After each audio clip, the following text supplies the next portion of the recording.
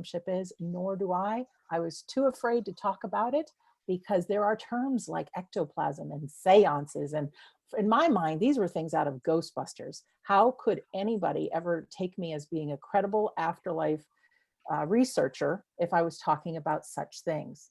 Well, if you can put your mind to the side, that mind that wants to critique everything and say, you know, some things in this world we may not have to see to believe. And then I found out that Dan Aykroyd, who wrote Ghostbusters and starred in it, comes from a long family of physical mediumship. And it was based on the stories that he heard from his father and his grandfather of these magnificent things that happened in the dark, that the idea was created to make the comedy show Ghostbusters. So Scott is with me now. Are you together? Yep.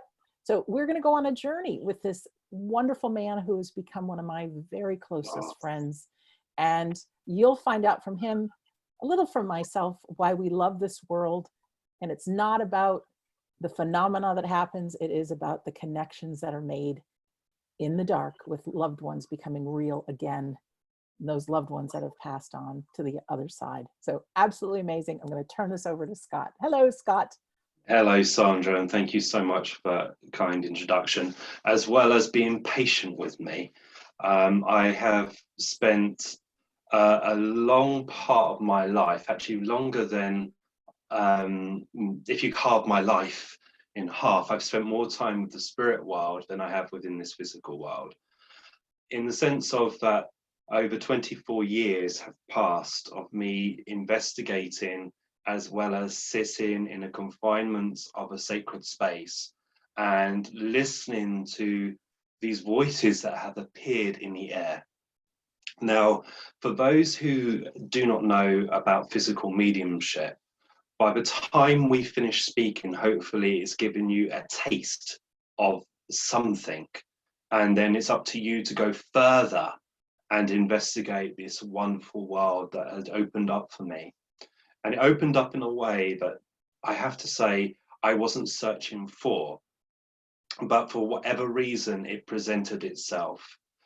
Ordinarily, that I always do talks on the history, and so many people ask me, how did you get into it?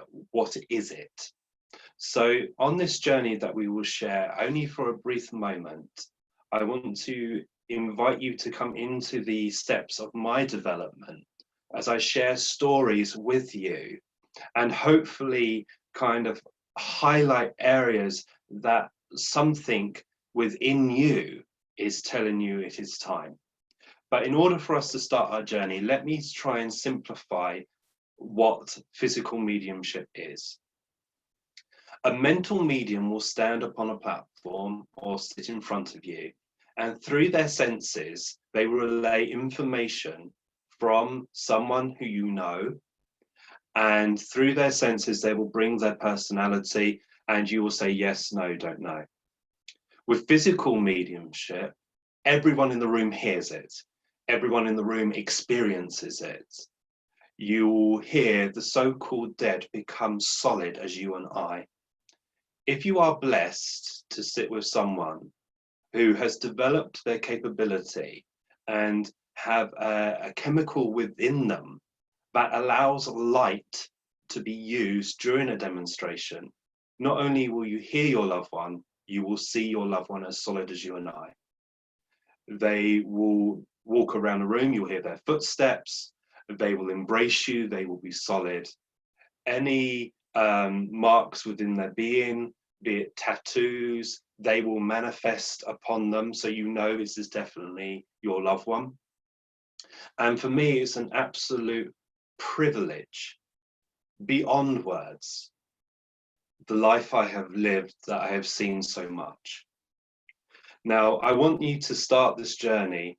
Believe not a word I say until you experience it yourself. But I have no reason to lie to you. I have no reason to say things which are going to wound my own progression, because the spirit world says honesty is the power that will move you to stand to represent us. So if you would like to come on a journey with me, let me share thoughts with you. let me retrace my steps, what has led me to this point to speak with you. But I just want to thank all of you for joining me at this moment. Wherever you are in the world, whatever you are doing, I hope that you are safe. I hope that you are well. I hope that there's love within your being and there's no sadness within your life. I want to give back to all of you who have been patient with me, patient with my peculiarities, patient with my weirdness in the sense of who I am. And this night is for all of you, for me to say thank you. So many years ago, that sounds like how I start my story, isn't it? Many, many years ago, I was born into a loving family, a family that had no religion, but gave us the freedom to be open to anything. Whatever you wanted to do, you can do as long as it doesn't harm anyone. And I have to say that I actually believe within my bloodline, mediumship has always been there. Each of my family members, my close-knit family members, have experienced some form of phenomena, be it with a mental capacity or a physical capacity. So I know that it was within my bloodline. And very young in my life, I was always aware of a person that would walk up my stairs in the middle of the night and would make me scared. And because I would see them, but I was able to see through them as well. And I knew that they were different, but it always seemed to happen when I was alone or in the middle of a night of some kind. And many years passed, and I kept on hearing every night this dun dun dun dun. And I remember running downstairs one night and saying to my mum and dad, the earth's moving, the bed's moving, because I could feel it kind of wobbling and moving. And sometimes that you would get a call saying, stop bouncing up and down on your bed. And I wasn't bouncing up and down. It was something was actually starting to move and happen. And like anything, that throughout your childhood, up until a certain age, it became very active, and then it started to settle down. And I always noticed that when the light was off, I was being able to see what I call jellyfish, like mist and movement of power, which was either yellow or blue in texture, and it would move and it would be like a fog, and it will intensify. And as it intensified, you would hear like crackles, knocks, scratches, all within my bedroom. And I remember my father one time when he was coming up to bed, and he would say, there's someone singing, right? You know, who's singing? And it would always appear from my bedroom, but it wasn't me singing. There was a voice that sometimes would manifest in like a kind of operatic sound, not too loud, but loud enough to disturb my father. And during the nights that my grandmother, who was my mother's mother, who passed before I was born, would come and visit me. And she had a very identifying mole. And my other grandmother, who was still alive, had a birthmark on her forehead. So I used to say, which one am I seeing today? One with the mark here or one with the mark here? And I was always reminded that you would only have one grandparent. But this lovely lady, my nan, used to visit me at night and grab me by my feet and drag me down the bed. And I would feel her fingers tickle my ribs.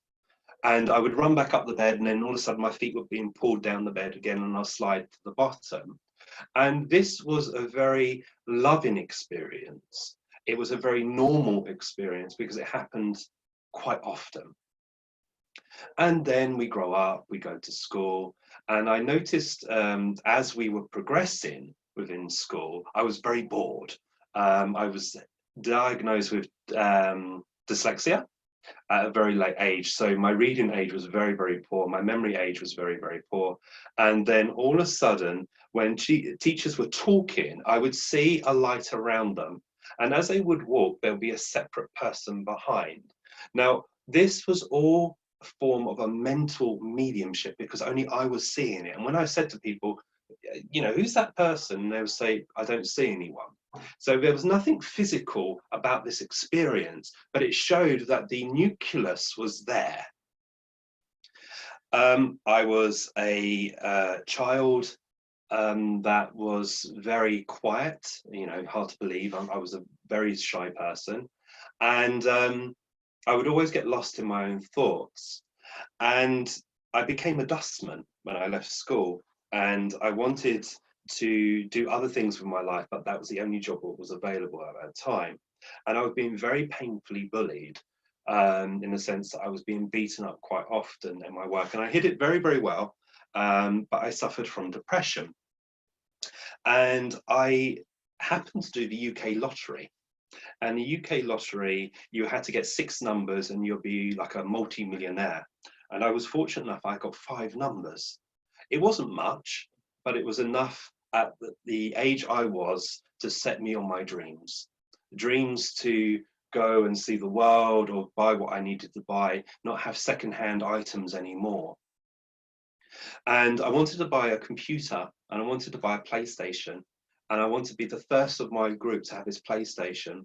And anyone who knows about checks in those days would take 5 days to clear. And this is all relevant, by the way. So I waited 5 days and finally the check cleared and I wanted to buy a computer. And I went to a computer shop called Game Mania. And I got there and I went in there and I said, I want that, that, that, and that, without any hesitation, not even asking the price. That's what I wanted. And the 2 ladies said, don't waste your money here. Go next door and have a reading. And I thought, what do you mean? And they said, no, go and see what the future holds for yourself.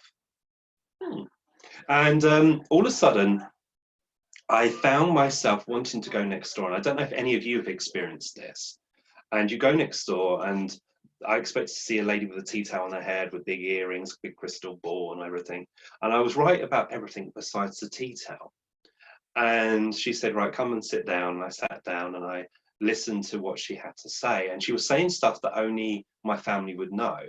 But I'm from a very well-known family, so I thought everyone knew one another. And I thought someone had told her this information and she was after my money. I thought she was a con artist. And as she was talking, this light, what I used to see at school, this other presence started to build around her. And I paid no attention to it. But anyway, she carried on. And then I paid her £20, I think it was, or £25. And I went back to the computer shop and it was shut. And it was the weekend, so I had to wait another day and a half so that I can then go and buy this computer. On the Sunday, I got a call from a lady called Brenda Sheridan. And she said, can I speak to Scott? And I said, speaking. I was like, hello. And she said that we've just held a physical seance and your details have been given. And I thought straight away, she's a nut job. And I put down the phone. And then the phone rang again. And she said, I'm sorry, we've got cut off. I must insist. We held a physical seance and your details have been given. Would you like to come along and meet a gentleman called John Austin? And again, something inside me, like the reading, told me I had to do this. So I said, yeah, sure, okay, as you do. And bear in mind, I'm very young at this age. Very rude, and very straight to the point as well. And I was taken by car to her, to John Austin's, which he lived in Hove, near Brighton, not far away from my house. And I entered at the back of his premises, and there was this lovely old man with a lovely tash. And he said, you're Scott Milligan. I said, yes, I am. And he said, your grandmother, your mother's mother's in the other world, but your father's mother is still with us. I said, yes, that's right. And he started telling me about my life. And again, I thought that someone was trying to take my money. So he then said to me, what do you think about mediumship? And I said, who told you about all this? And he said, my wife. I said, who's your wife? And he said, Geraldine. I went, okay, can I meet your wife? And he said, you will. He said, I want you to sit. I said, what do you mean sit? And they were using these phrases that seem so easy for us now, but very confusing back then. And he said, I want you to sit for the presence of the spirit. And I said, no. He said, I'll tell you what, let's do the Ouija board then. And some people have thoughts on the Ouija board. And at that time, my thoughts was, don't touch it. Don't want to go anywhere near it. And he said, What do you mean? I said, no, I'm not interested, not doing it. He said, do you think this is going to hurt you? And I said, yes. And he picked the board up, and it was a round board about that big, and he hit me across the face with it. And as he hit me, and as I turned, I thought, I'm going to deck you. I'm going to jump over the table and beat you to death with my shoes. And he said, that's the only thing that's going to hurt you. Put your finger on the glass. I put my finger on the glass, probably with my nose bleeding as well. And it spelt out Milligan's sit. Milligan's sit. And it moved too fast. And I said, when? And he went, now, now, now. So I was taken into the seance room, and I sat in a chair, closed my eyes because I was told to, and nothing happened. Sound familiar? Nothing happened. And I thought, this man is barking mad. And he said, I want you to sit. And I said, no, not for me. And he said, before you say no, go and see the medium I trained. So I went, all right then.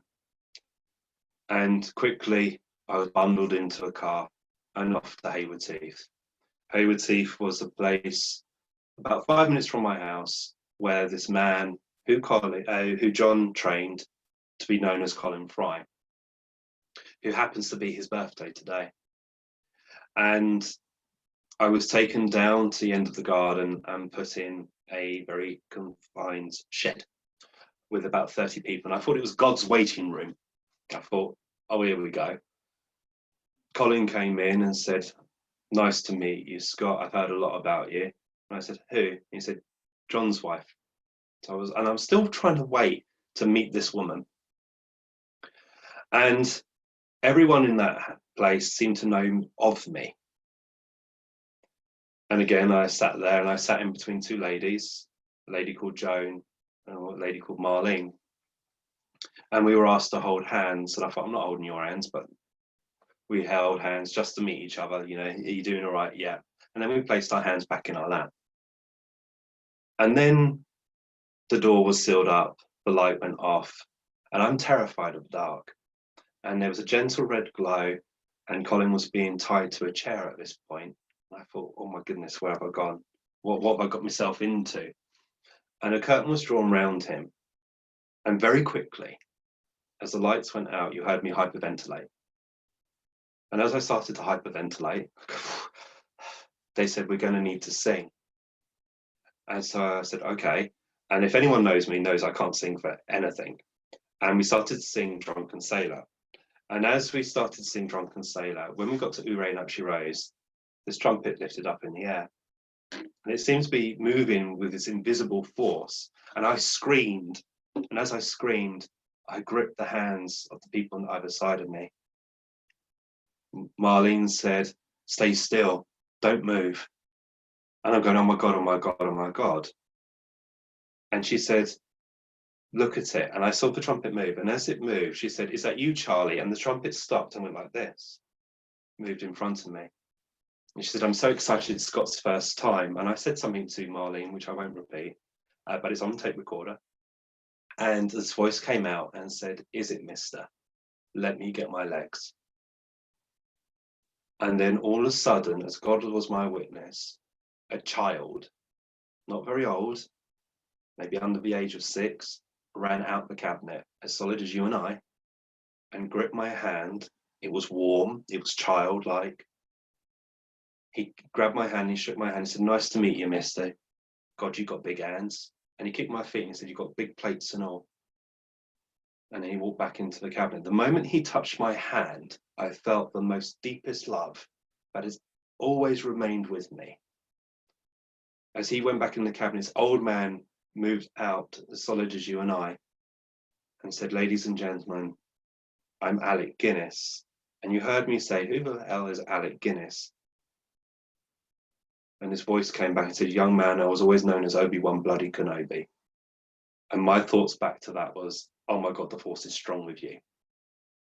And in my head, it was hysterical, but no one laughed in the room. I thought, party for one. And I said to him, could you sign this piece of paper? Because my dad wouldn't believe me. He went, no. And I thought, miserable man. He went back into the cabinet and the seance continued. I couldn't tell you what happened, besides this overwhelming thirst to want to do it. And coming to the end, there was a gust of wind. And as this gust of wind came, there was a mighty bang. And when the lights came up, Colin had been lifted from the cabinet with his chair and landed directly in front of me. The wooden leg of the chair was between my legs and his feet were on the other side. There was no way that this man could have moved himself because he was restrained, but also not knock me or knock anyone in that room. Could you imagine this kind of cartoon impression? You know, when a cartoon character runs towards the wall and bursts through it and it's just an outline of him. That was like me when I ran towards the door at the end of the seance. And I ran home and I picked up the phone and I phoned John and I said, I want it. And he said, go away and learn manners. I thought, well, he goes, learn manners and I'll form a circle. And that circle will sit for you. Stay close to my medium for a month. Learn from him and your circle will be ready. So the start of physical mediumship, my little lovers, is that a home circle is key. These people are people just like you and I with an interest of wanting to sit to serve the spirit world without any demands. They sit and they just say, go on, just be you. John was my circle leader and he got this group of people together. And on the first sitting, as I came into that room and tied down, on the first sitting, when we said, is there anyone there? And the almighty bangs were on the wall, as loud as that. And it made me jump. And on the 11th sitting, a voice manifested in the air separate from anyone. And the voice called out from the dark. We had nothing then for 2.5 years. Nothing. Not even a change in atmosphere. Did we stop? No, we didn't. Did we question? Yes, we did. But within those 2.5 years, every night I sat with Colin, with David, Stuart when it was available, Joan Avison, and these 4 people had the gift of physical mediumship. They sat, and through their senses, unbelievable things occurred. But through my development, the mist at night got intense again. This feeling, this presence started to build again. The voices in my room started to whisper again. And when we went back into the seance room, 2.5 years had passed that we were sitting week in, week out and getting nothing, or so we thought. And I wanted to give it up. I thought I wasn't the medium. And then deep within me, a voice started to say the word yes. I couldn't tell you where it came from, but it felt like it came from my stomach. And over the time of this word, that kept on repeating, getting bigger and bigger and bigger, I couldn't move around it. So I thought, well, I'm going to just say it. And instead of it coming out yes, it came out yush. Yes, yush. And every time I wanted to say yes, it came out yush, like I had a lisp. And I couldn't control it.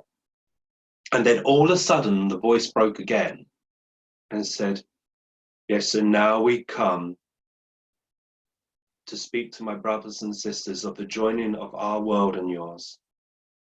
That voice that seemed to come from me started to move me from believing to knowing that something was starting. And very rapidly, over the next few sittings, the voice started to get stronger and stronger and stronger. And John Austin, he was like Mr. Miyagi. He used to train you in a way that you didn't think you were doing the training. It seemed pointless, but he would continue to encourage you to move forward. And that's what you need, each of you, someone to encourage you and allow you to make mistakes. So as we started to sit, the knockings came back, the cracklings. It sounded like flicking, like these kind of knock noises was happening within the confinements of these four walls. Over time, there was a bit of them in the communication and loss of me. And over the period of time with the love of our circle, this started to fade away. I started to fall back, and the spirit world started to step forward, until one night we left John's, and something within me knew something wasn't right, but you kind of think, oh, that's my mind. John went to bed, got up, and then he went to have a shower, and unfortunately he fell to the ground and he had a mighty stroke, and he wasn't found for 3 days. And anyone who knows about a stroke knows that within the first 4 hours is the crucial point to get that person back. John spent a year in hospital trying to recover from this system. And the moment I was told, and the moment I got to the intensive care unit, and I stood there with Colin looking down at a shell, thinking this is our final goodbyes with him, he opened up his eyes, and with a gravelling voice, he said, "What the effing hell are you doing here?" And I looked at him, and he whispered it again. I thought, did I just hear you swear, John? And he said, "What the effing hell are you doing here?" And I said, "I'm here to see you." He said, no, go and sit for our friends. Sit for our friends. Don't worry about me. Sit for my friends. So I went, okay. And we left, and we had to go to John's house and open up, and we can see where he had fallen and where the paramedics have been, and go and continue to sit without a circle leader, having that blind faith that our friends from an invisible world will lead us to that place of knowing. After a year, John returned, and we were so excited because he was the power, he was the reason why we were sitting. And then very quickly after he came back, I turned up at Circle to hear all this noise, to find 2 of my Circle members on the floor pulling each other's hair out, fighting on the floor. And I've come in and I looked at John and said, "What the hell's going on?" And he said, "Oh, it's interesting." And John had a very good sense of humour. And there's tufts of hair coming out here and everywhere. And he's got his stick and he's poking them, saying, "Stop that now, but hit them harder." You know, it was that kind of thoughts he always had.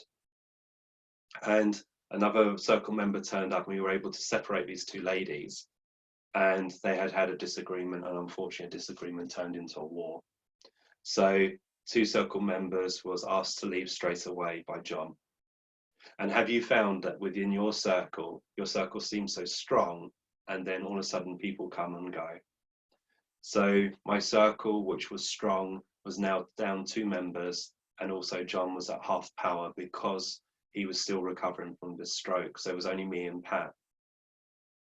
Because John had trouble getting in and out of bed, a lady turned up who was his carer and wanted to put him to bed. A guy in his 80s, before 8 o'clock at night. And he said, no.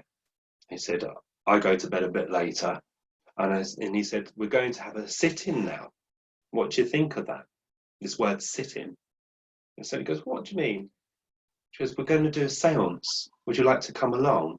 And without any hesitation, this lady turned around and said, "Yeah, the patient after me has gone. So you were my last one. I was hoping to have an early night." And she came into the front room, and the spirit world spoke to her. The spirit world brought her father through to convince her that she would be part of our circle.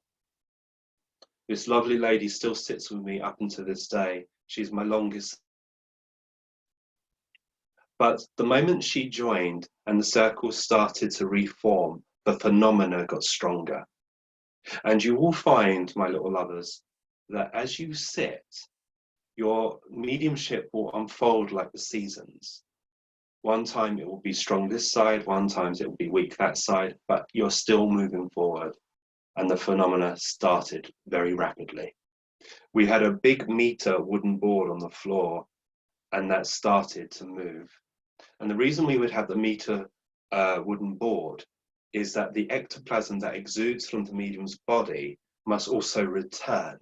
And it was a clean surface for the spirit people to stand on and to manipulate on without causing any harm as it goes back into the medium's being.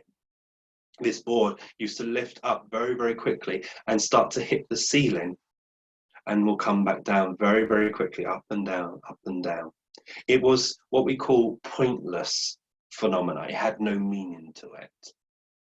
Equally, at that moment, the sofa that Pat and Lorraine would sit on will start to move, be pushed backwards and forwards, or lift up on one side and back down. Up and down it went. The trumpet, this very trumpet, started to kind of lift and drop, lift and drop. And all throughout this process, my circle leader remained calm and said, "Isn't that wonderful that they can do that?" And he said to me, if you dare, go out and tell people that you can do this, I'll stop sitting for you. You can't do anything. It's our friends that do everything. And he was instilling in me that actually I am just a point. A point. I'm not the driving force behind it. Our friends from the unseen world are doing everything that they can do to make it possible that contact can come. So as the phenomena started to unfold and the spirit world requested things to be brought in, we would obey. I used to like to be over the top, and I used to litter the whole floor with all toys, and I still do some ways. I used to bring in different challenges for the spirit world and say, right, okay, I'm dyslexic, can you write a letter with perfect spelling? And I was demanding of the spirit world, and John would remind me of that. He said, did your friends tell you to do so? I said, no. He said, well, why are you commanding then? They're in charge, not you. You're not important, he used to say to me. And I thought, well, yes, I am, because without me, you wouldn't have a medium. And he said, without us, you wouldn't have sitters. So it works both ways. So he always kept us level-headed. So as the phenomena started, we would have what was known as ectoplasmic rods or pseudopods. And ectoplasm is a white substance, and I am going to show you some photographs a little bit later of my work, of what we've been able to capture. And it would exude from the body, and it would exude in a form of a gas, and it will become like a cloth, and that will go towards the floor, and it will grip whatever object it needed to be manipulated at that time. But the spirit world is such an intelligence. They would grip, say for argument's sake, the trumpet, like this. And what they were doing is they were learning how to lift things. And that's why the trumpet kept on lifting and falling, because they were strengthening the rods. The same with the sofa. They needed something more heavier. And I'm sorry to say that my circle members were heavy. And they would exercise the rods to make sure that everything was where it was meant to be. During this process, other people started to join the circle. And if we invited people, they would only last for about 6 weeks. But if people came and it felt right, they would stay with me for the period that is required. So as John got stronger, he got deafer. So the spirit people had to start shouting. And as they started to shout, it commanded them that they were able to amplify their voice. And I was so comfortable with the personality that worked with me. When the spirit world tried to introduce new people, I think, you're not going to speak through me like that. You don't feel like my team. And I don't know if any of you have experienced that as you're in the trance states. When a new personality comes, your body is trying to cope with it, understand it. This new personality of a younger voice, a squeaky voice, and I thought, you're not going to speak through me. And before I even thought that, this voice manifested. And he called everyone duck and duckies. And this cheeky little character said, I am the one in charge of the phenomena. Or in his case, he used to say phenomenon. and he used to make us laugh. But his job is to create the power. And once Daniel was introduced to our circle, then there's a rapidness of unfoldment. Like I said, the phenomena was very aggressive with me, to the point, it was on one occasion when Lorraine was present. This is John's carer, who is now a circle member. She was sitting on a sofa, and next to her was Pat. And the spirit people said, I want you to put the light on for 10 seconds, turn it off for 10 seconds, put the light on for 10 seconds, turn it off for 10 seconds, and keep doing this until we say enough. So as the spirit friends said, so we began. So I'm restrained to a chair, and that time I probably weighed about 11 stone, maybe 12 stone maximum. About 12 stone. Well, we'll pretend it's 12 stone. I don't want to sound any more bigger than I am. So 12 stone. So as I've slipped into the trance states and the instructions have been given, they did what was commanded. The chair lifted and dropped into the middle of the room, slid across the ground, and as it slid across the ground, and it started to tip over, so it kind of rocked over the sofa in between Pat and Lorraine. Why they constantly went 1, 2, 3, 4, up to 10, then again up to 10, up to 10, and it moved over the sofa. It dropped on the floor, and then it tilted again, so that the back of the chair, upside down with me in it, was against the wall, and it started to slip up the wall, and it was done in red light. And as that happened, John screamed, "Enough, you'll break his neck." And the chair dropped from the wall without touching anyone or hurting me, flipped back over, and then flipped back over. And it kind of done like somersaults back into the cabinet. I have never to this day understood the reasons why they did that. But what was interesting, they were showing that I was able to then take light. Again, the development started to increase, but the trance voice was very weak, in the sense of if anyone was asking questions, they weren't giving a satisfying answer. They said, be patient with us, we must continue. Remember, as I said, a certain area of the gift will start to gallop and others will start to slow down. But you'll get there in the end. At this point, some members started to join who are more seasoned in trance communication and philosophy. They weren't interested in the phenomena. They were just interested in sitting with the spirit world. And then all of a sudden, the phenomena slowed down and maturity became part of the trance states. Questions were being answered, which was outside my mind capability. These wonderful people were Nick and Stephen from Banyam. I had other members come and go, but they entered into my circle, and from the moment they entered, something ignited within the ability. I always think forming a circle is like baking a cake. You have to have the right ingredients added at the right time. Again, more circle members joined, including Darren, and some of you know Darren. Darren is my partner, but in that days he was a scared partner because he wanted to know why I was going off to so-called class or college. And I've been going off to college for many, many years, but I haven't graduated, and he wanted to know where I was going.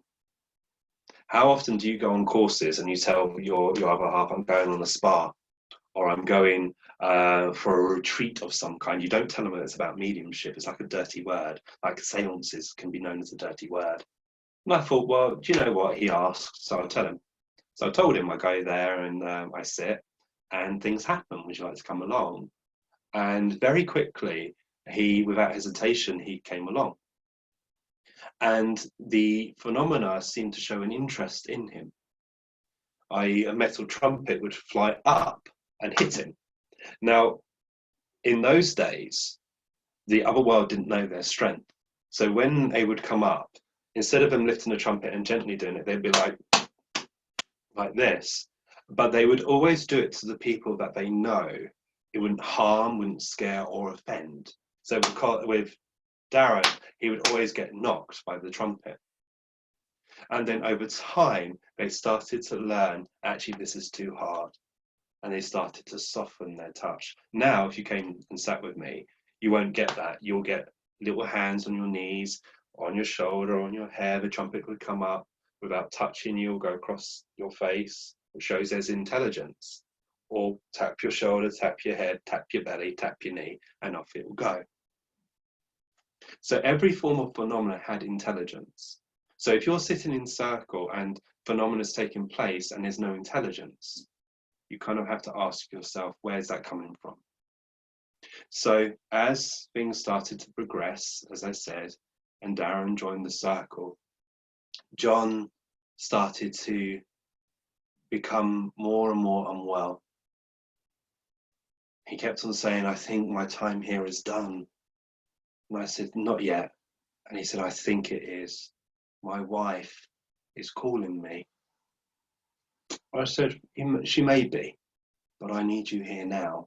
And I need you here to stay with me. Because without you, there's no one else experienced enough. John, you would ask him any date in history, he would tell you what medium worked and who was his control or her control. He was the one that taught me how to learn from the past to build a better future. John's wish was to see the ectoplasm, but sadly he started to weaken and he was taken into a home. And a month before, or within the month before he passed, the spirit world was able to do what I call the unbelievable. And that was to create a phenomena where the ectoplasm was photographed and light was put on. When the light went on during the sitting, I started to feel unwell. For whatever reason, this energy that was within me was light sensitive. And when we spoke to the spirit world about it, they said that we were created in darkness, within the womb of a mother. This power is created within darkness of your being. If you've been in darkness all your life and then all of a sudden a light turns on, you're going to recoil back, aren't you? It wasn't necessarily the light that causes the harm. It's the speed that this energy comes back into you, which causes burn or hemorrhage. Darren switched on the light just before John went into the home. And this is what was really funny and how cool my circle leader was. So the seance ended in my home circle and John asked Darren to put the light on. And instead of him switching on gently, he turned it up full brightness. And I go, ah! And as I went, ah, my nose burst with blood and I started having a heavy nosebleed. And I'm mortified. And John turned and went, oh, how wonderful. And I'm looking at him saying, what the hell are you talking about? I'm bleeding. He said, I've waited for this. It shows you're developing. And I said, but I'm bleeding. He said, it shows you're becoming light sensitive, which means we're going forward. Wonderful. And off he went. Off he went. I got that awful call after he'd seen the photos, after everyone had gone up to see him to make sure he's well. That John left to join his wife and son. And till this day, I still miss him. He was like a typical granddad. And I will show you a photograph of him. Bushy tash, ex-army, strict, but loving at the same time. He said, our friend, now without a circle leader, I started to step out into the public to a point that I was able to work at the Arthur Findlay College and demonstrate there. And those who may have sat with me in those times would know that I was going through a very rapid acceleration with apports and phenomena. The apports, in a very short time, I had over 100 apports. And apports are objects which have been brought in by the spirit world. The spirit world have found them in locations around the world and brought them to this destination at that moment. The apports can range from very simple to coins to very large statues, or in my case, 2 leather-bound chairs, bucket chairs, that apported in a demonstration which was stacked on top of each other, almost 6 foot high. If anyone doubted that I had anything concealed on my being, I would like to see how they hid a chair on my being. These chairs were massive. What was the purpose of it? Because the spirit world could. And in this time when I worked at the college, part of the agreement for me to work there, I had to be able to withstand a form of light. So as the seance started, they would show ectoplasm. Ectoplasm is this living, breathing force which crackled. It moved like egg white in water. It bubbled like fried eggs. It would crumb out and it would crackle as it would move down through your body. It would stretch almost 3 meters away from me for people to see. And on 2 or 3 rare occasions, Tanya, who is the manager of the Arthur Findlay College, was asked to open the door of the library to allow natural light in during this demonstration. A lady came to me and she gave me a big hug, and she was very sincere, very gentle.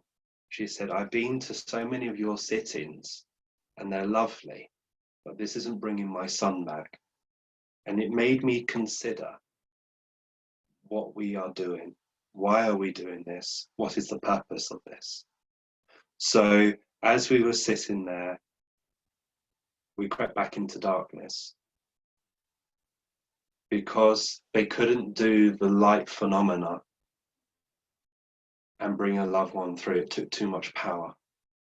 So my development started to change. I'd gone from being very strong in play school now into secondary school. This is what it's meant for.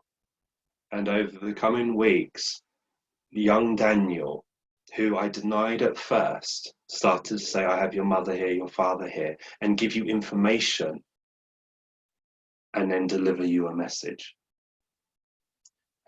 And then all of a sudden, a voice started to manifest from the side of my neck.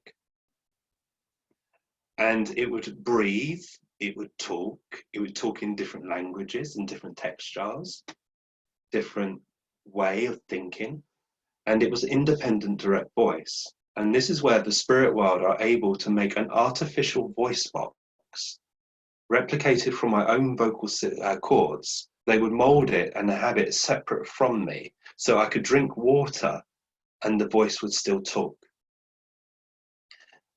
Daniel said one time, I've got your father here, blah, blah, blah, blah, blah. And then all of a sudden, the father's voice materialized and started to call out themselves.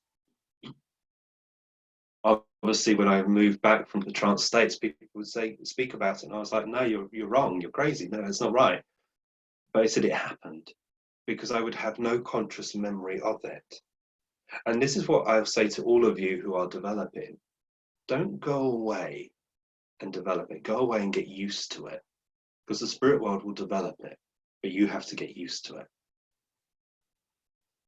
So as this voice started to manifest, and again at the Arthur Findlay College, sitting there, and my control would then give out the information, and then someone say, I recognize that, and then the voice would then manifest. And then the voice would then collapse and the phenomena will continue. There was mixed divides because a lot of people wanted the phenomena and some people wanted the communication. And it's finding that right balance between them by saying to the spirit world, what do you want to do with this opportunity? So we continued, and a lovely lady called Kitty Wood, who's an outstanding medium from the Netherlands, lovely, lovely lady. It was her time to come into a demonstration with me. And it was her birthday. And I didn't know it was her birthday. And as I was being tied down, she just happened to comment and say, I've never seen an apport come in red light. On this night, the spirit world, and this is the awesomeness of intelligence of the unseen world, that they were able to reunite her with a communication from a family member, but then invite her up to in front of the cabinet, and in red light there she was asked to cup her hands and place them under my mouth. My mouth opened and she saw like a kind of light and then inflation, and out came a solid silver bracelet with amber stones to decorate it. She said as it came out, it felt cold. So if it was concealed on someone's body, it would be warm, but it felt cold. So evidence started to manifest with the apports. They weren't just dead objects. They had meaning. And then as time passed, as we started to demonstrate more, they wanted to experiment more. And again, I'm going to use the words, believe me or believe me not. But believe not a word I say until you experience it yourself. In Kingswell's house in Scotland, where I was demonstrating, I was tied to a chair as normal. And I had this moment of this demonstration. I said to the whole group, let's do an experiment. I don't know why, but I thought I must. So I said yes. And a lovely lady who now sits with me, called Debbie, was on this side, and Eileen Davies was on the other side. Tied wrists and legs to make sure I'm not moving during this demonstration. I'm using policeman's ties, which are very, very strong, and around the wrists. The ends cut off in a certain way so that people can actually then measure them back up to make sure that these were the ties they put on me. Super glue can be used if they want to, down the end of the cable tie, just to make sure that everything is above board. And because this was an experiment, no money had changed hands, and we sat within a group of people and they started to sing, and they were given the instructions. I want you to place your hand in the cabinet and find his hand. So Debbie placed her hand in and found my hand and held the strap around the wrist. Check it. So she checked it, made sure it was still secure around the chair, around the wrist. And she was asked to put her hand on the end of my fingers. And then the hand went up. The strap was still around the chair and they'd done matter through matter. And then the hand went back down. Still bound. They did it again for her, and they did it for Eileen. And they said, do you trust us? And both of them said, of course. Put your hand back to the fingertips. Now place your hand in and go up the arm. So both Debbie and Eileen went up to the arm. When it got towards the shoulder, their hands touched the back of the chair. But the body, the main part of the body, had dematerialized. Debbie put her hand up and she cupped my head, but there was no body. They started to do what they call the dematerialization and taking the medium from the chair into another room. They had done this a few times, but with different parts of my body, like my legs through the arms of the chair. So you start in one position and then all of a sudden the leg will go through the piece of wood and you'll have a perfect fluorescent bruise around your leg. Some of you have seen it before in my demonstrations, if they choose to do it or not. And this is where the demonstrations were becoming very peculiar. On a separate occasion with Debbie, who was also present with her mother, and a group of people, we were in the library, not the library, the interview room at the Arthur Findlay College. And I was upstairs doing a experimental sit-in, and there was a big desk in there. And again, they used the count the 5 on, 5 off. So instead of it being 10, it was 5. So 1, 2, 3, 4, 5, light on, 1, 2, 3, 4, 5, light off, 1, 2, 3, 4, 5. And on this occasion, they had picked the chair up and placed it on top of the desk with me still tied down as normal. And then as the light came back on, they had moved the whole of the chair besides one leg, which was on the corner of the desk, and the rest of it was suspended in the air in light for people to see. And then as quick as anything, they had put myself and my chair back on the floor, and the desk had gone up, balanced on one leg for all to see. And then quite quickly, the phenomena became even more aggressive, and the table and the desk was moved backwards and forwards, and the voices came and manifested. Why do we limit a limitless power? But as time goes on, maturity steps in. The spirit world have done their exercises, what they needed to do, and the work truly begins. Because it's important that through my work and through work of any other, that we try wherever possible to reunite the hearts of many people who have had a broken feeling within their self when someone has moved from this world into a world we call unseen. This is why I say to all of you, with physical mediumship, you have to be present. And while you're in the presence, that's when you truly know. Anyone can say important words or fake voices and all of that, but what can't be faked is the presence and the love of the spirit. The demonstrations started to get stronger and more voices were being heard and recognized. And I was getting bored. And some of you mediums will know this, but when you are a worker, it's a selfless act, but you start to miss the phenomena. You start to miss the experiences that you used to have. So the spirit world started to wake me up. So I was allowed to be awake while the voices were being heard. And you can hear some really interesting tales when the voices whisper to you while everyone else is singing. You think, oh yeah, you're going to tell me some gossip. And it's so lovely to hear how cheeky they can be. But it shows that they have their personality. And on one occasion, that we lift up 2 trumpets. So 2 of these trumpets would lift up and they would float in different parts of the room. And then they would wake me up and I was able to talk. So my voice will be in one place, the trumpet will be over there, and another trumpet will be over there of considerable distance, so that you know that the phenomena is away from me.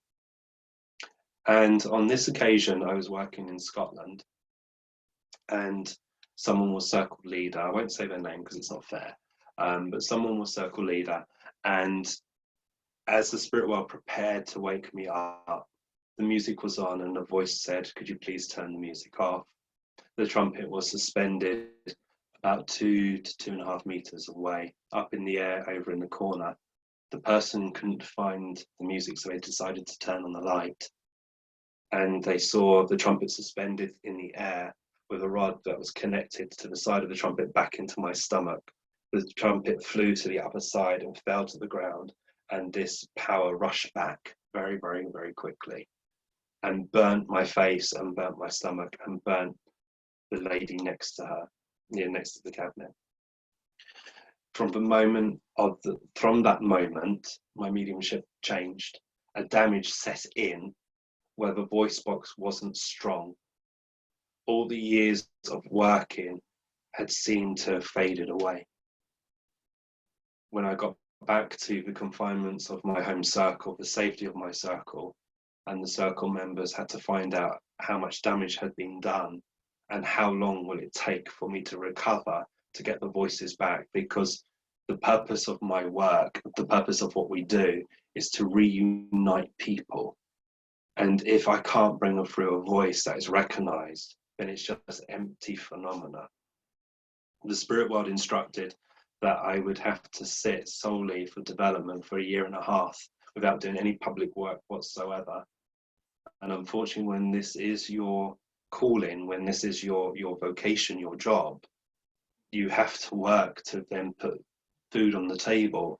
So things had to change.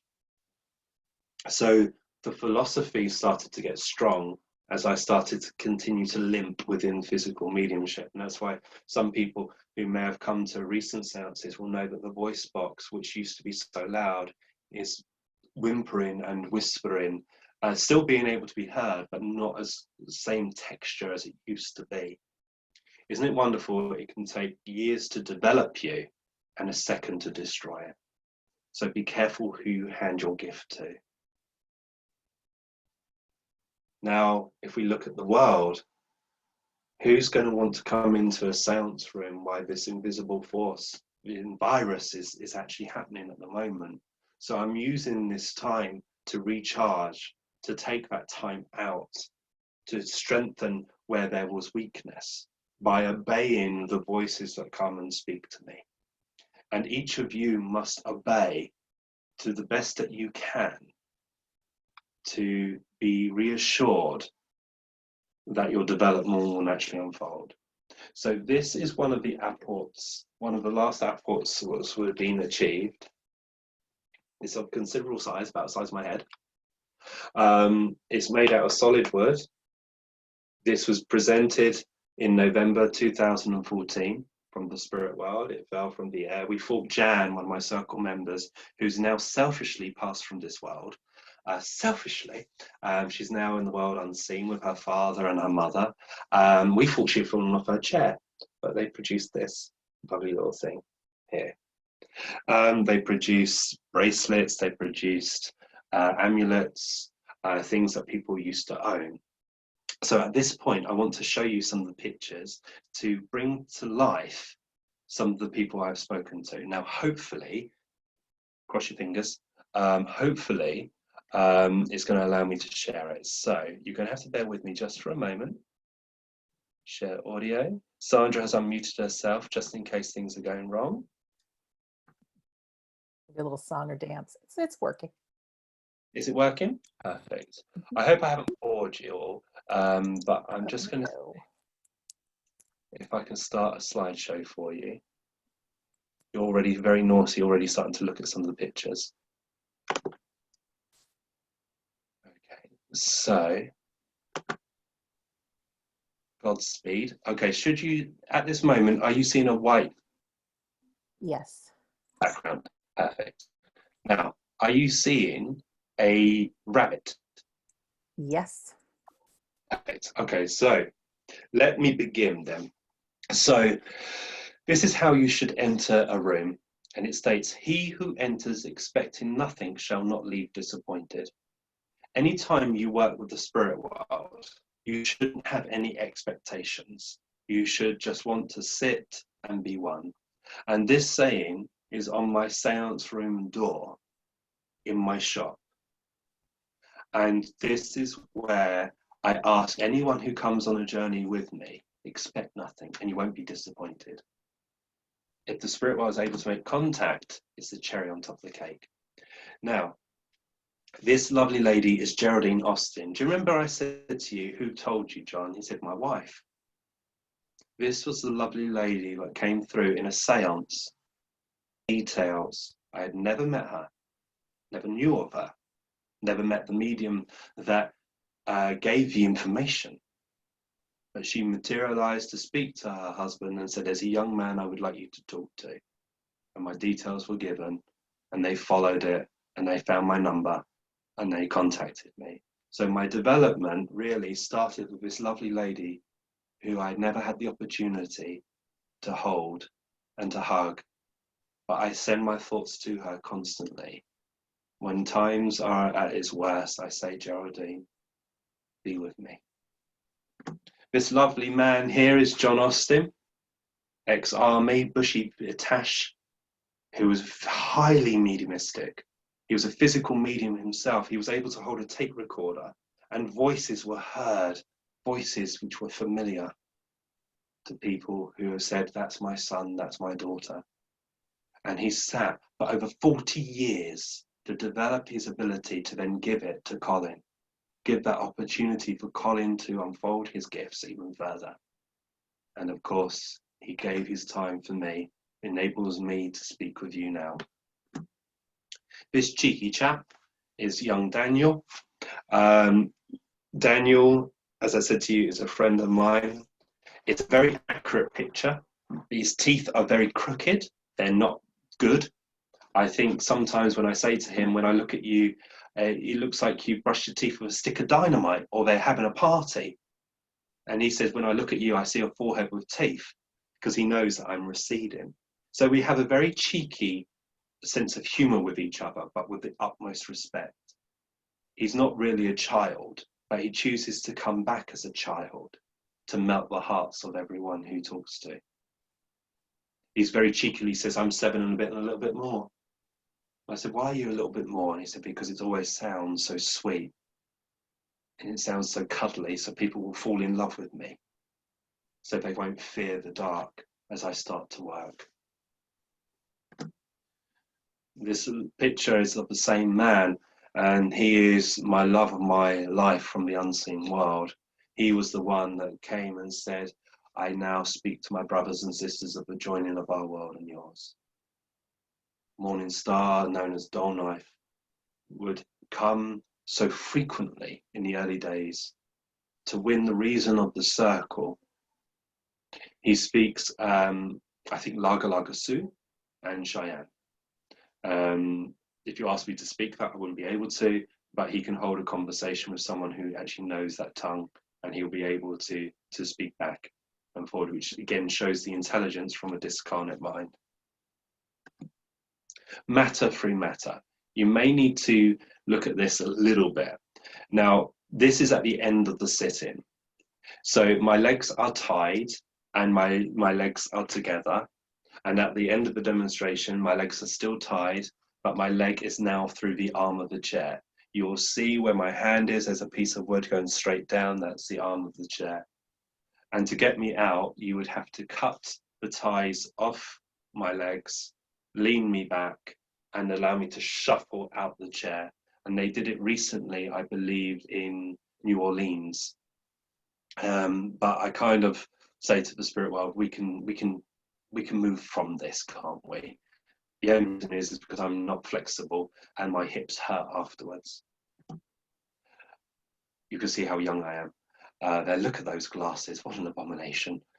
Those glasses are so thick that if I went to a club and a laser hit them, someone had open heart surgery. It was so thick, they were like ashtrays on piping. But don't worry about the glasses, look at the green ring. This is when they used to start to do matter through matter. And what they did is got a tennis racket and put it over my head and under my arm very, very tightly. You see, it looks like there's a black line through the tennis racket, one with where on the picture where you see the number 4, that's a cable tie. They thought they would add a cable tie in so I can't sit up. So I've come out of the altered states, they've put the glasses on, they've gone to get the camera to take a photo, and all through this period of time, I'm uncomfortable. But they said we must document this form of phenomena. The chair you see me sitting in is a very chair which kind of somersaulted over the sofa and started to slide up the wall. You also see in the left picture, the back of me, you see just by my head, there's a red cone. That's the trumpet that I held up to show you I still have this trumpet. I couldn't tell you how old I am in that, but I know I'm younger than I am now and slimmer. So let's move swiftly on. Some of these are still photos that we've achieved through the sit-in just before John passed. You know how I said that we were able to get the photographs. Now, let's be honest, it looks like a rag. And that's why photographs never do for phenomena justice. You have to be present while this is being done. You will see it moving, you'll see it breathing, you'll see it dematerializing and rematerializing as it goes along. This very substance is the thing that allows the phenomena to take place. This is just a black and white one, which was taken. There's 18 photographs in existence, including one video of the sit-in that we have. The video lasts for 2.5 minutes, and that was achieved in Holland, in Naarden. These photographs were taken on the 25th of March, 2011. The ectoplasm smells. It smells like boiled cabbage. It smells like wet earth. It's not a very pleasant smell, but the moment the spirit world steps into it, the smell melts away and it becomes as fragrant as flowers. You don't really see strong here, but this is one of the burns that I've had from a sit-in. My stomach is very burnt. It's more to do with the top part of above the belly button. That's where the main pain is. It started to blister. This is 20 minutes after an accident happened in Scotland, in the Arthur Findlay College, and I'm blistering around the area there. So when I go to stand up, it tears the blisters. So this is 20 minutes after a sit-in. I'm showing you these because I want to make it absolutely clear that physical mediumship can be a tool to really heal hearts, but also can damage the medium. to such a degree where death can occur. I have to tell you, the next slide is a bit more gruesome. So I do apologize. I should have had a censor on this, but these are blood clots that I've coughed up during, after we've experimented. I did a seance on the Friday night, and then I came back and I wasn't feeling well, went to bed, and then in the morning I literally coughed, and I coughed into a tissue first of all, what you see on the side, and then I ran to the toilet and I was coughing, and that came up, and I ended up in hospital because they thought I had a blood clot that was moving, and luckily that there was no blood clot, and they couldn't work out why this was happening. A series of apports. Every apport I will show you has a long story, but every apport that comes through must have a meaning. This was given to Eileen Davies from Heather Hatton, and we went to see Eric Hatton in Starbridge and show him the picture of the apport, which he recognised. When I said about Kitty Wood at Finley College, when the bracelet materialised from the mouth, this is the bracelet was materialised. What went with this was a pendant as well. This is really interesting, and again shows the awesomeness of the spirit world. A contact was being given out for a lady, but 2 people could take it, had connections where they were supposed to go to Egypt, but unfortunately, due to poor health of a family member, they weren't able to go to Egypt. So the communicator, what was coming through, said, we'll produce an apport, which you see is a silver amulet. But because someone else was able to take it, they then produced another apport for the other lady, which is the Tutankhamun pendant that you see. I think the intelligence was because they said they weren't able to go to Australia and Egypt because the mothers had passed. I love this. This is a perfume bottle, which was given to a lovely guy from America. His name was Max, and he was at the Finley College when I was demonstrating, and Jose Madrado was there, who was a spirit portrait artist, who produced these wonderful paintings, which are behind me, which you can't really see. And you bid on the painting, and he really wanted this painting, and this lady literally outbidded him. And every time he wanted to buy something, he was outbidded. And then he went to another demonstration, and he was outbidded again. And he went into the seance room, and he was quite upset. And the spirit world was able to pick up on it and said, the reason you didn't get a painting because it was needed somewhere else. But this is a gift from our world to you. And they produced this lovely Chinese perfume bottle for him. The leather-bound chairs. These are 2 of the 4 chairs, just to show you the sizes of them, and they were stacked on top of each other. So the wooden legs stuck on the arms of each of those chairs, so it's stuck high on top, up to my height, during the seance, which had about 28 people present within the room. They confirmed that the chairs weren't in the circle at the start of the demonstration, but at the end, the spirit world had brought them and dropped them solidly within the room. I wanted to show you these people. There are more to be added, but these are the people that make it possible for me to work. These good people come every Wednesday and sit and give their strength for me to make mistakes, for me to allow the development to unfold. To my circle, which is the Austin Wish Circle, who allow me to make mistakes. Now, I want to introduce you to 2 of my friends, 2 voices that used to speak quite frequently to me through the mediumship of Colin. Now, depending on your device, it may be quite loud or it may be quite soft. So I'm just giving you warning now. If you've got the volume up really, really loud, it may blow your head off. But let me introduce you to Dolly. Dolly is a drag queen who was demobbed from the war, and this is one of the photos of him in soldiers in skirts. I can't pinpoint which one's Dolly, but I'm going to lay his voice to you now. So Hopefully you can hear it. And Sandra, could you please wave at me if you can?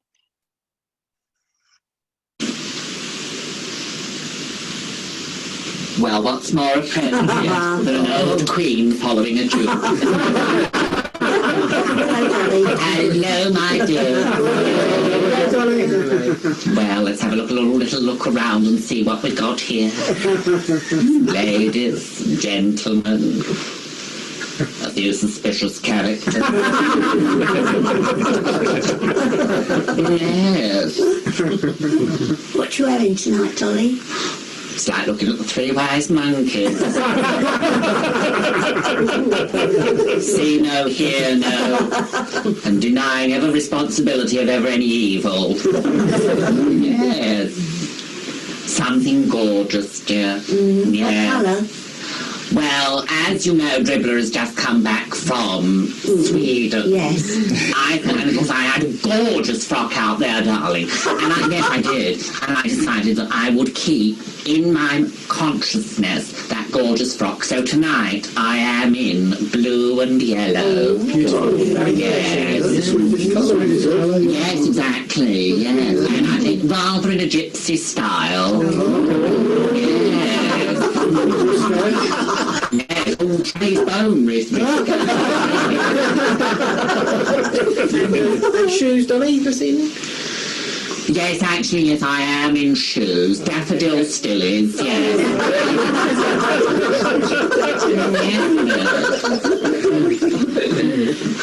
Yes, and my hair is going all down my Jim and Jack tonight. Yes, yes, my hair all down the Jim and Jack. Yes, boner. Yes.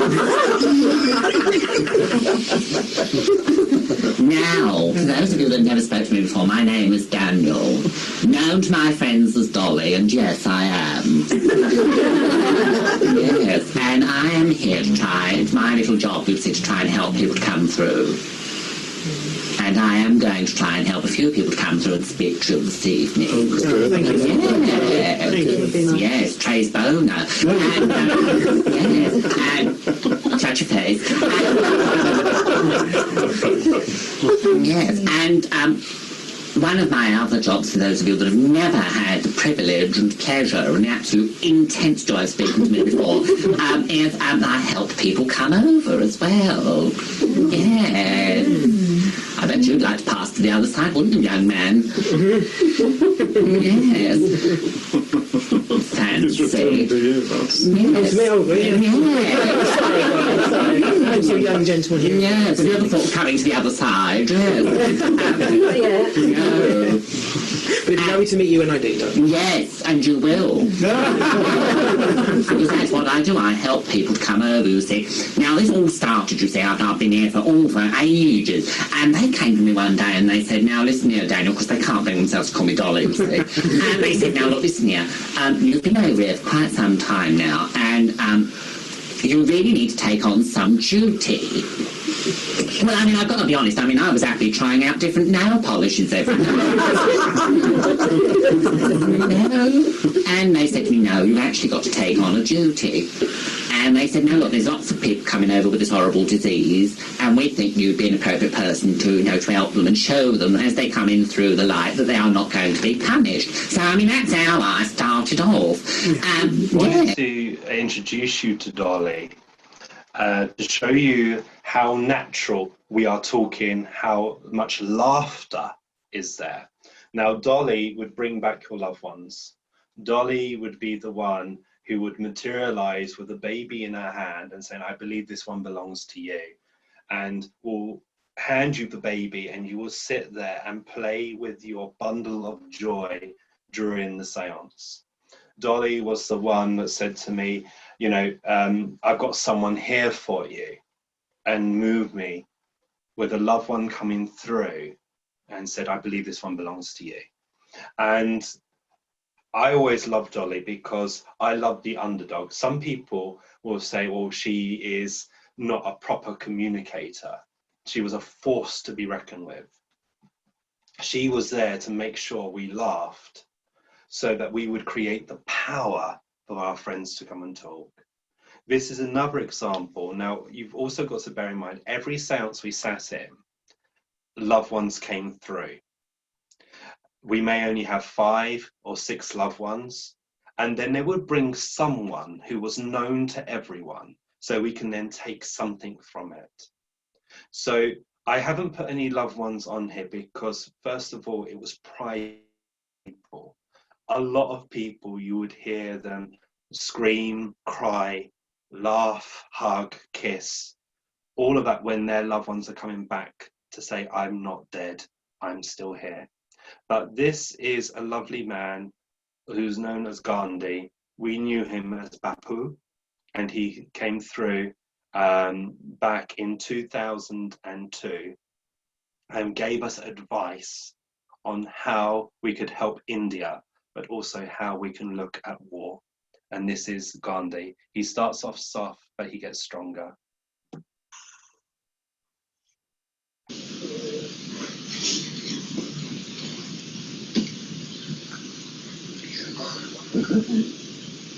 Welcome, friend. Welcome.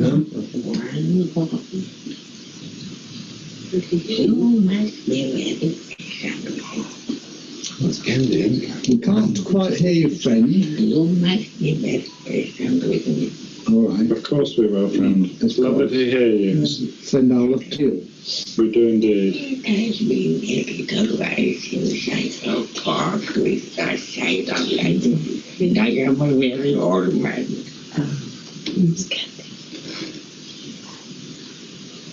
think it's you, Caroline. Who did you wish to speak to, friend?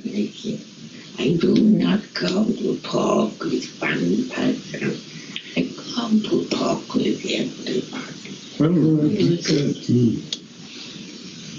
A very long time ago, Yes. I told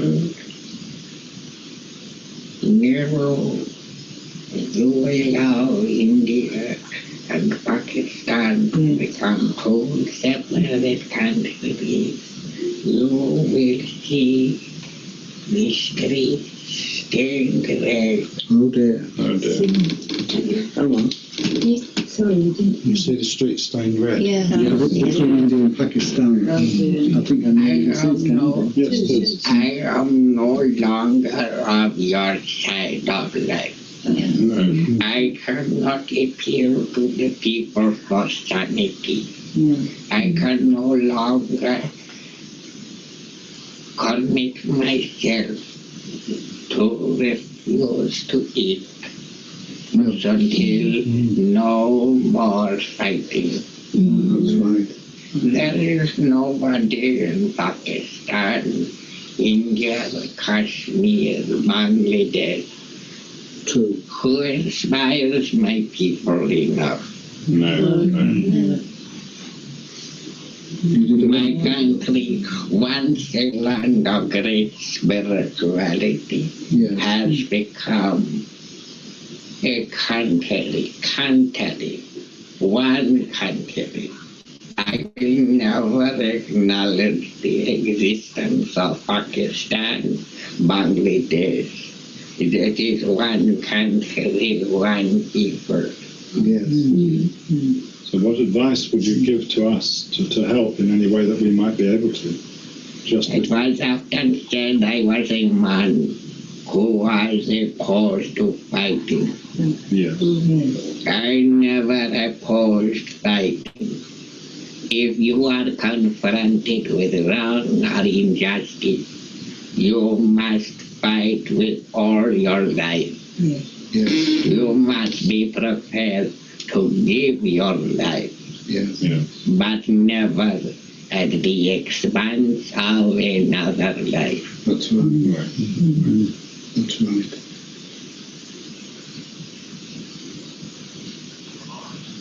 Yes. The only way that those of you of other countries can fight for India and the people of India is to withdraw all support, withdraw all funds, withdraw all supplies. If they wish to starve themselves of goodness and rightness, then they have no right to sustenance of any kind. For only when they will desire to feed their souls and one another with kindness and goodness must they be able to have the means to feed themselves in other ways. There are some that would say this is not humanitarian. But why would you make a man strong, feed him so he was strong, so that he could go and kill another man?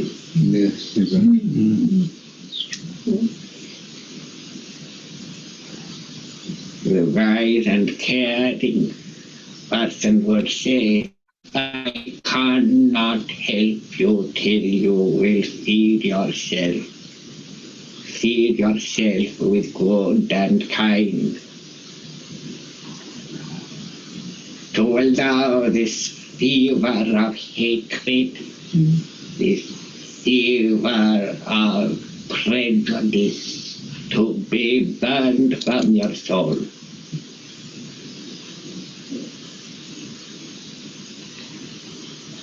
It will be a very hard time for the people of your world. Yes. The time when you will be seen to be uncaring, but you will be caring in the greatest way. Yes. To make my people be sane once again. For God's sake, Hindu can live with Muslim. Yes. Muslim can live with Sikh. Yes. This is a triangle. Hindu, Muslim, Sikh. What they cannot see is that at the center of this triangle is the one God. Yes. True. The perfect triangle cannot stand without its angles. No, it's true. Take away one and you do not have the triangle. That's correct, yeah. There must be, as must be all your world, one people, one God, one world. Yes. Yes. Well, So that was our friend Bapu, who gave us the wisdom when he would materialize this bundle of loveliness who shuffled from the cabinet, would go over to your head, and he had bony fingers and long nails, and he would do this, and petals would apport and fall down you as the blessing. But what was more extraordinary is that we never shared what was said in the seances, because we knew that the spirit world will always try to give us proof. A young lady came to one of my courses. I never met her before. And she sat there and she was taken into the trance states. And out came this familiar voice that continued a conversation that I had over a year before through another medium.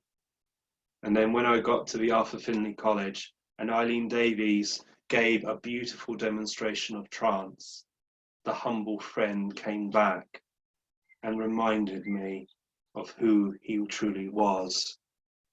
And it was Bapu once again sharing thoughts with us. So it shows again the intelligence of the spirit world, of how they come and to give us thoughts. The road of any form of unfoldment is long. It's an infinite road. It's not an easy road. But as you start to take flight and move further, your soul is telling you that you must do this. From that simple act many years ago, I have seen and witnessed every form of phenomena known besides full materialization in broad daylight. I have gone from believing to knowing to the point now I do not fear death. I only fear the process of death. I know that my father and everyone else lives within this world, a world in which I will return to. And it is my duty, along with others, who will sit or stand to represent all those who have lost their voice. And through our senses, we will be able to remind people that death is not the end. Never give up. Your gifts are unique to you. Do not try and follow someone else. Sit, and if you are struggling to unfold your gifts, talk to the spirit world and say, how do you want me to serve you? Because that's exactly what John said to me, and he would say to you if he was here now. Go back and listen to the voices of our friends. And if they seem silent to you, but they hear your thoughts and they feel your love. And one day, the flame will ignite within you, and many people will come and huddle in that warmth of what you have created. You are the healers between the two worlds, healing the need of the bereaved, as well as healing the need of the spirit. So within your hands now is your potential. Keep it safe. Remember, it takes years to develop you and a single moment to destroy it. A single word can excel you into it, and a single word can say, no, I'm not interested. So be you, because that's who God made and who the spirit world is interested in. So I don't know if I've kept you interested, entertained, thirsty to know more about physical mediumship, or have satisfied that moment and said, this isn't for me. But whatever gifts you possess, a mighty power is behind you. And it is needed more than ever now. So let us work together. No gift is greater or lesser. We are one. We are one in the eyes of the Great Spirit. I thank you so much for spending your evening with me, or your day, or your morning, wherever you are. And I hope I have introduced you to the person behind the mediumship, but also introduce you to the circle. No matter what is thrown at, is still strong and is willing to serve. So thank you. And thank you to Sandra for letting us have this opportunity. Oh, thank you, Scott. And I just want to invite people to do a couple of things that are free if you are interested in more of this. Number one, I've interviewed Scott, I think at least 5 times on We Don't Die Radio, filled with stories that are so comforting of things he has witnessed and participated in. One of the more recent episodes is Darren Wynn, who's a circle leader, who's somewhere behind the camera right now, how he got involved. Very, very healing stories.